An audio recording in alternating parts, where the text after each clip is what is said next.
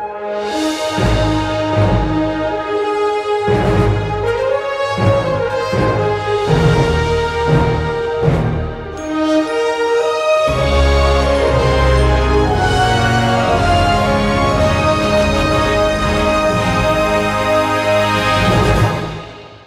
name is Brian, that is Shane, and this is the popcast, and today we are reviewing A Wrinkle in Time.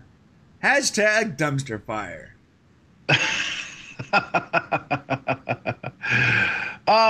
Yeah, if you're over the age of 12, I would agree with that. Okay, so just so you know, this episode is sponsored once again by the Flash World Tour shirt. If you like the Flash, pick it up at mixtees.com. Use coupon code Shane or Brian for 30% off. And woo! Let's get right into this review because I don't want to spend any additional time on this movie. Well, I'll be shocked if we get very many views on this, to be honest with you, because the adults that end up watching this movie are A, going to be mad when they leave. B, if they took their kids, they're going to be like, well, okay, at least somebody got something from it. But C, I don't think anybody's going to be looking for reviews on The Wrinkle in Time. Yeah, probably not.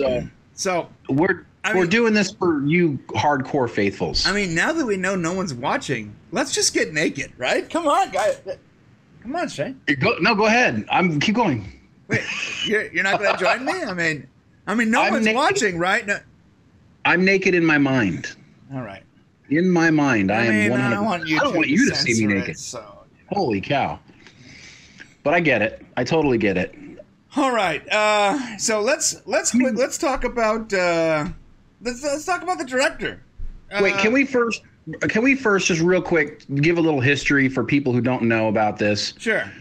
A Wrinkle in Time is one of the great young person novels probably ever published. 1962 by American writer Madeline L. Engel.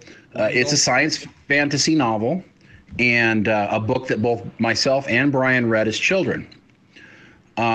So just to give you some we're working on in the space, when A Wrinkle in Time, we knew it was going to come out and maybe be made into a movie, we were both actually pretty excited about it because like Lord of the Rings and like a lot of other books that we read as children that ended up becoming movies, it's generally fan-based. Yeah. So what we're going to talk about today is Disney making a complete and utterly huge mistake in the way that they made this movie. And Brian, dumpster fire is probably a good way to put it for most adults who end up watching it. So you know what? What's interesting is this book was actually banned in a lot of schools. It's very weird. Which I'm not sure why. Yeah, I'm not really sure why either. I would like to probably talk about that, but I don't want to get so hugely deep into it. But it's not really very controversial. The story, it's got some good messages for kids about self-worth and basically all the bad things that happen in our world come from a dark it that just kind of seeps into our conscious being and causes us to be jealous and petty and things like that. So, I mean, that was interesting. Which is now we see where Stephen King got his inspiration. The clown it. I mean, the clown, the clown is an it, but that's just a shape, right? He takes many shapes. Yeah, I mean, that could be an interesting link. Yeah. That's very interesting. So, as I said before, this is the director. Her name is Ava DuVernay. I can't say her name. She's actually done some decent films in the past, but all the films that she did before, Queen Sugar, Selma, there's a bunch. Go look it up. But, she didn't, these weren't big budget movies. These were, character pieces, right? Yeah. And now she's doing these, I don't know, these this huge big budget. Basically, it's a direct-to-TV Lifetime movie with a $200 million budget, right? Sort of. Yeah. I mean, I know that you kind of see it that way, but I mean, Lifetime is I hate to say it, how do I say this without sounding crass. It's very female centric, very woman first centric, women empowerment. So I wouldn't go there. If you've ever watched the Disney Channel and seen one of their Disney made for TV movies, I would say it's probably more like that with a giant budget and with super a giant actors. $200 million budget and A-list actors, Lifetime's kind of man-hating. Yeah, I don't think that's true. All right. Although Chris Pine did not come out looking great in this movie. So let's talk about the 3 things that I liked, if you will. Okay. Now listen, most of the stuff Shane is going to be hearing for the first time because I threw together the podcast, and he's along for the ride. So hopefully he agrees with me. Well, like I said, if I don't, I'll mention it. So speaking of Chris Pine, I think Chris Pine did well. Yeah, his acting chops were on display as they always are. Yeah, and he was probably the best actor in the movie. Chris Pine has definitely come into his own as an actor, and you can tell in this movie. But you can only, acting will only get you so far. The writing is pretty important. Yeah, I mean.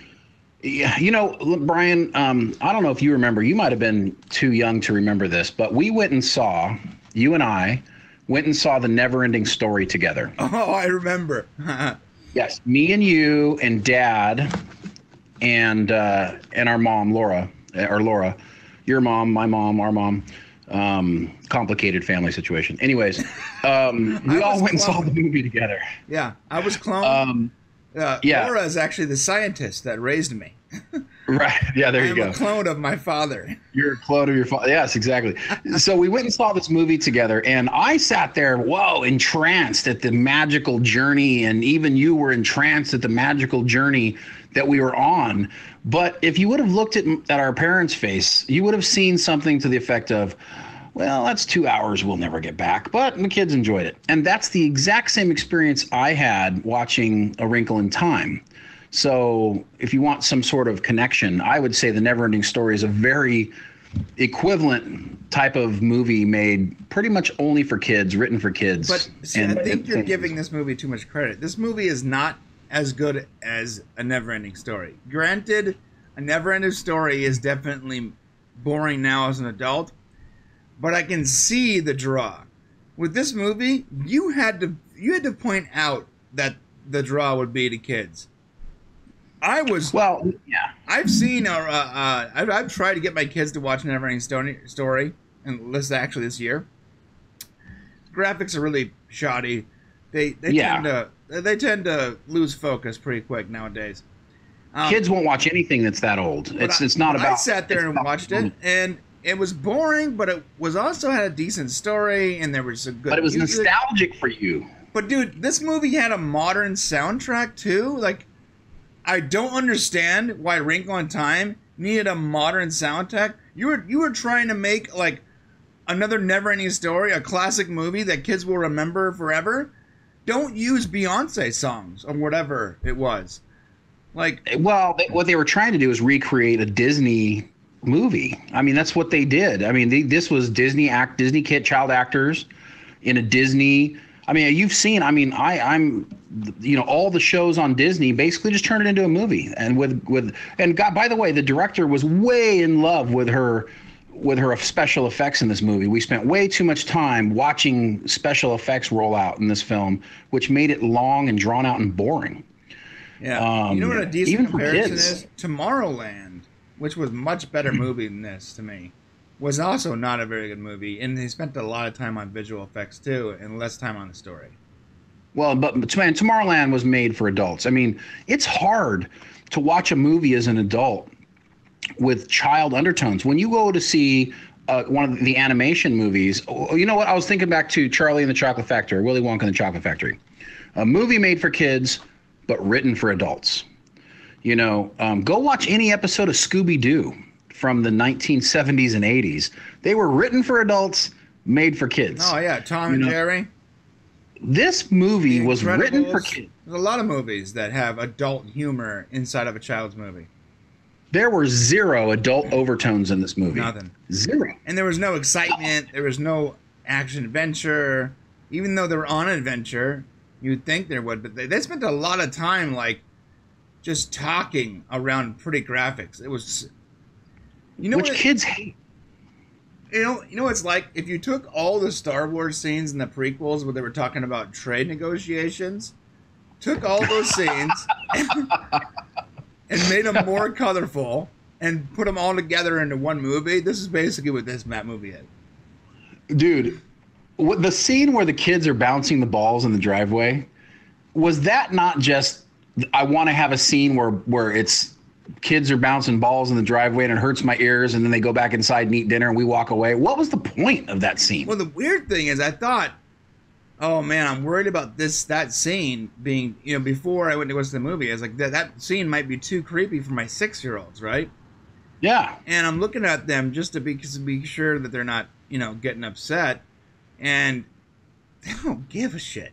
Like, nothing happened. I'm sorry. Literally, nothing happened. They didn't care. They didn't care whatsoever about that scene. Like, I think it started off creepy, and then just sort of nothing really happened. So they got invited in for dinner, and the girl's like, "No, I'm sorry, we can't go." And so the lady turned around and walked away. There was no ominous, "I'm gonna get you." Just really blah. Yeah. Okay. One more thing I liked. I gotta say, I didn't really like the character, but I think the actress, did a pretty good job here. She got her range of emotion through, and she conveyed it to the audience very well. Yeah, her real name is Storm Reed. She plays Meg, and she did pretty good. I don't like the fact that I don't like a lot of things about the writing of the character. In fact, some of it's like straight up anti-book. It goes against whatever the book what the book represents, which is fine. I don't know. Everything. A movie doesn't have to be specific to its book. Like, I watch Marvel movies, and I'm not like, wait a minute, Hank Pym made Ultron, not Tony Stark. I don't care about that, right? Like, the movies don't have to match the books, but the tone should match, right? Like, no, you're right. I don't feel like her character's tone in any way matched the book, but I think she, as an actress, did a good job. Yeah, I agree. And to Disney, this is what I would say. You had an opportunity to get generations of people to enjoy a movie. And I understand that children are a hook. But the problem is you didn't market this movie for children. So nobody went, oh, this is going to be, you knew it was going to be a kid, you could bring your kids to it, but you didn't know it was going to be a kid's movie. Like, if you're going to see Coco or Moana, okay, you're invested in taking your kids to see a cartoon. Moana was a good movie. Thought Moana was a good movie. Yeah, right. So congratulations, you got our adult ticket money. Okay, you got us, right? But there's no way you're getting us back. No. And there's no way we're going to tell other people that you enjoyed it. If you don't have children in the right age bracket, you're not going to go see this movie. I think Disney made a huge mistake. And we're not buying the DVD because we don't have to. Even if our kids like it, we don't have to suffer through it again. Yeah, we're going to totally push them away from that. I'll watch, Coco, Moana, any of the most recent cartoons, which, by the way, I enjoyed fully. Yeah. But these live action children's movies are no good. Power Rangers. Do we want to talk about that again? No. Let's not talk about that. I'm pretty sure we got like some kind of weird community strike when we put that video up. Why not? I would. Yeah. Nobody. We're probably going to get people going, "Oh, why'd you review this thing?" Well, if you see it. One more good thing about this movie before we get into the really bad stuff, in my opinion, I think Reese Witherspoon killed it. Yeah, she was good. She wasn't as good as Chris Pine. The only part of the movie I was ever at any point remotely interested in was when she was speaking. Well, it's because her character was interesting. It was her character did things that made you go, oh, she said inappropriate things. She didn't have a good perspective on humanity. It was a little bit interesting. It was pretty much the only thing interesting. Oh, well, while we're talking, okay, because we both agree she was great. But the first bad thing about this movie, in my opinion, was the fairy godmothers. Oh, well. While she did good, Okay, the Oprah giant specific. Oprah thing was. Oprah was not very good in this movie. Mindy Kaling was.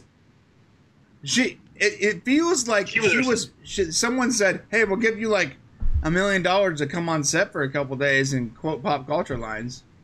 What do you think?" And she just sort of mailed it in. I mean, she was herself.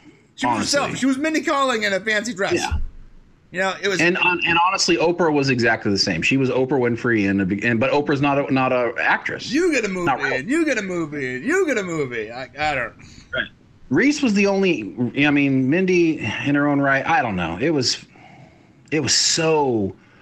I mean, listen, my kids were smiling, man. So if your idea was to hit kids between the ages of 5 and 12, congratulations, you hit it. That's a very small market, though. Very small. Yeah. Because my teenagers thought it was boring. What about Michael Pena? He's like the villain, right? How'd you feel about sort of for all 3 minutes he was in the movie? Yeah. Yeah, it was a waste of an actor.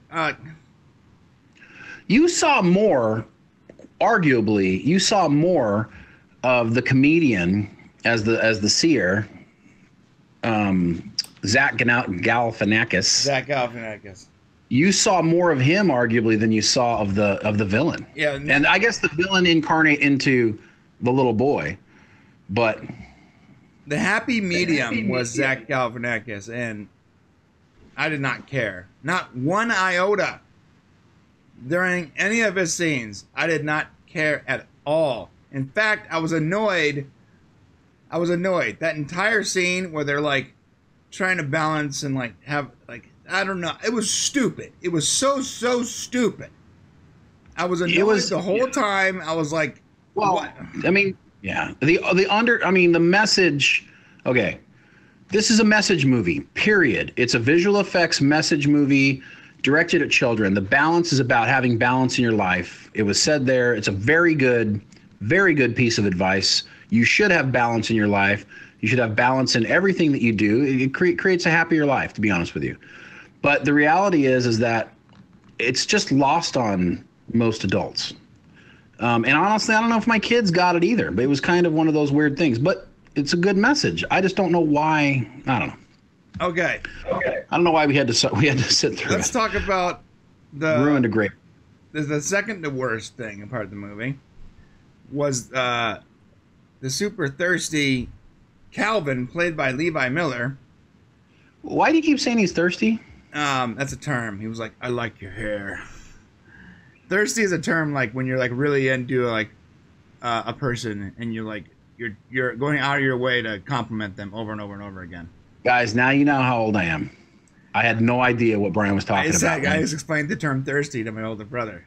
I have no idea what that meant. Well, I'm like thinking, I don't remember him asking for something to drink in the movie. I know he wanted like the way he was like, "I want to smell your hair. I want to smell your hair." Well, that was a little creepy, and I'm not sure where that came from. He wants to smell her hair, but like he might as well. He got really close. He's like, "I really love your hair." She's like, "Stop it! What are you?" Why are you saying that? This kid obviously likes her. Kind of came out of nowhere. That really wasn't explained very well. No, and he's not a good actor. At least not in this movie. The guy didn't emote a single emotion. Like there's a tornado throwing rocks everywhere, and you're like, just deadpan, bro. This guy, it's like they put a bunch of Zoloft in his milk and cookies and said, "Go to act." Like he just had no emotion, man. Yeah, Levi Miller, he was brought in for his face. He's a good-looking kid. Yeah. He was supposed to be a little out of the main character, out of Meg's league. And I think that's what they were going for. That's why you got all these shots of him kind of being like this. You kind of got he's showing his face, and I don't know. It was a little weird and awkward. And actually, it was a little awkward just seeing him kind of like, liking each other. I don't know. It was really weird. Yeah. It felt awkward as an adult. Now, for me, and I realize it's subjective, but for me... He's Australian, by the way. Australian, yeah. This guy's going to grow up to be like the next Thor. Yeah, he was on Supergirl in 2015. I'm sure he was on Supergirl, okay? He was. Sure. Yeah. He played Carter Grant. Supergirl is just basically a bunch of runway models talking about their feelings for 40 minutes every week. That's it, man. There's a reason why we don't review Supergirl, because every week it would just be an hour and a half of Shay and I complaining nonstop. All right. Laughing and complaining. Laughing and complaining. Anyways, for me, again, subjectively, the worst part of this movie, and I feel bad saying it, but I gotta say it. Charles Wallace. This kid, he does not yet have the ability to act in the role that they need him to act in. He does not yet have the ability to do the job that they hired him to do. That's just it. He's too young or whatever. I don't know. Well, he was perfect for a Disney made for TV movie. He was. I mean, I've had, with as many children as I have for years, I've been watching this happen. He was plug and play, one of those kids, man. Whoever was doing the casting for this movie, they found a kid who was articulate, who could serve the role as an intelligent child, but he overacted mostly, and didn't come across as weird as I think that character is supposed to kind of come across, as like an Einsteinian future Einstein or whatever. At no point did I think he was some genius. I never thought that. Well, I don't know why having him draw pictures makes you think he's some sort of genius. Have him do math equations or something if you want to impress us. Yeah. So drawing pictures doesn't really do it. I have a weird pet peeve.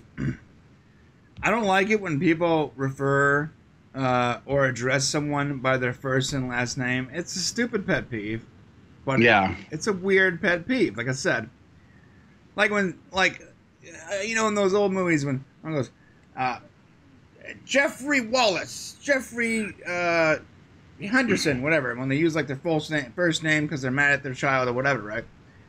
It bothers me when people do it excessively, and I know it's such a small pet peeve and it never really comes up. But this movie. Yeah. You know what? It's not. I can't blame them. I can't blame the movie makers though for it, Brian, because it's the way the book was written too. He's known as Charles Wallace in the book. I understand that. So, I understand. It's. But when like in the beginning of the movie, when he's conveniently having cereal or something, and the radio decides to treat us like we're idiots, and talk about the scientist that was missing 4 years prior, right? Right. And I let that go. Immediately I let that go. Okay, I said, understood. They want us to know where we are in the timeline, and remind us that Chris Pine's character is Mr. Murray is gone, right? But then 3.5 minutes later, when they're in school and this kid is sitting, Charles Wallace is sitting down, the teachers are then explaining the same exact thing. Yeah. Literally, it's 5 minutes later. And they're using using Charles Wallace, not Charles, not Charlie, Charles Wallace, when they don't even know he's there. When the kid's in trouble, Meg and Calvin are calling out, Charles Wallace, Charles Wallace. Well, that's because, I understand what you're saying. I know it's annoying, but that's the way it was in the book. He was Charles Wallace every time he was referred to in the book. And so if they're trying to stay true to the character, and let me tell you, this character, they didn't do a good job because this character can sense people's feelings and kind of read people's minds a little bit. Right. They did not do a good job of showing really his skills. I had no idea he could do that. I completely forgot. He can. He's kind of a little telepathic. And you didn't get none of that impression. That's from the book. They just didn't do a good. She tried to do it where he was talking to strangers. Do you always talk to strangers, or people just like you, or whatever it is? They tried to come across it that way, but the reality is that he can actually sense people. So, okay. So if the book did it, I'm gonna give it a hard pass. But I'm not gonna give. You're right. It's irritating, especially as an adult. But I understand why they did it. But I'm not going to give them a pass on explaining the whole disappearance thing twice in 5 minutes. Well, I don't think the second time was to explain the disappearance. I think the second time was to show that was to later on teach us that the it is making people be inappropriate and say things and be mean and petty. Okay, so because that's what they were doing. They were being mean and petty. So writing, we could have probably cut out that radio scene then and made this already long movie much shorter, because you got the explanation and the setup, right? Yeah. You know why they did the radio scene? They just trying to do a little bit of heartstring pull, making us feel sympathy for the kids. But you know what? You already do that when Charles Wallace gets, basically has to listen to people talk crap about his dad and his sister. Yeah. And who talks crap on someone that I think is dead? Like, that's weird. Well, they even said he was weird. I mean, gosh, it was kind of harsh to watch. I mean, talk about this being an anti-adult movie. All the adults in this movie were bad. Even the dad, even Chris Pine, just left like his Stephen kids. King's novel, It. That's true. They were. I mean, who knows? They're being influenced by the It. It's possible that Stephen doesn't want to tell us this, but he was influenced to write this by the novel A Wrinkle in Time. Maybe. Yeah. Okay, so before we wrap this up, obviously I think you guys are aware that I did not like this movie. Shane didn't like it. Your kids might. That being said, I do have a picture of me and my kids watching A Wrinkle in Time.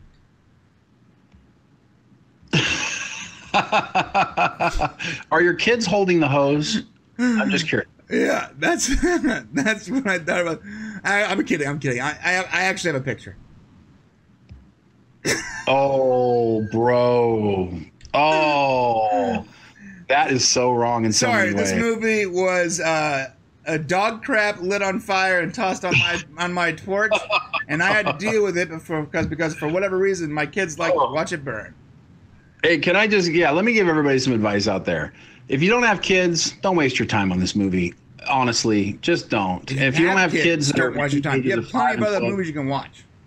Yeah, just don't go watch it. I mean, I don't want to hurt Disney. Obviously, it doesn't need to be hurt since they have most of the blockbuster movies anyways, but don't be disappointed by it. And we're being truthful and honest here. My 18-year-old son looked at me and said, what a terrible kids movie. And that was it.